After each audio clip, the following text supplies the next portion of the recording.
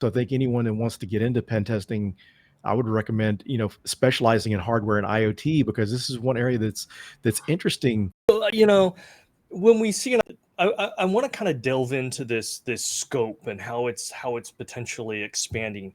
When we look at the IT and OT convergence, right?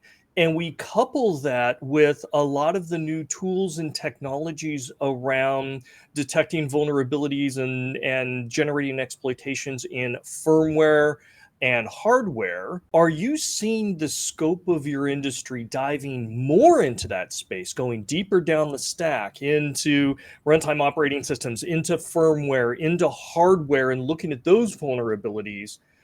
And if you are, different is that than the traditional data apps, OS layer kind of The pen testing? companies that are doing it the right way are doing that, and some forward-thinking hardware companies and product manufacturers are having pen testing done internally of those devices.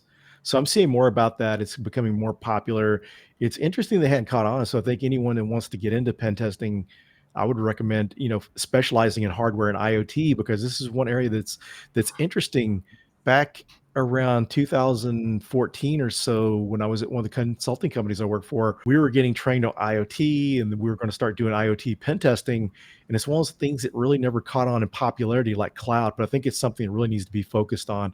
And one of the things I saw recently, I believe the FDA is requiring pen tests done against different type of medical devices, which is a good thing because one time you had potential attacks against insulin pumps or pacemakers because they were Bluetooth active, no security in place. And traditionally, these creators of hardware and different medical devices don't think about someone trying to attack someone. But what a perfect scenario if you want to assassinate a world leader. It'd be easier to attack an insulin pump or a pacemaker opposed to trying to do, some kind of physical attack. You're able to do it more unnoticed.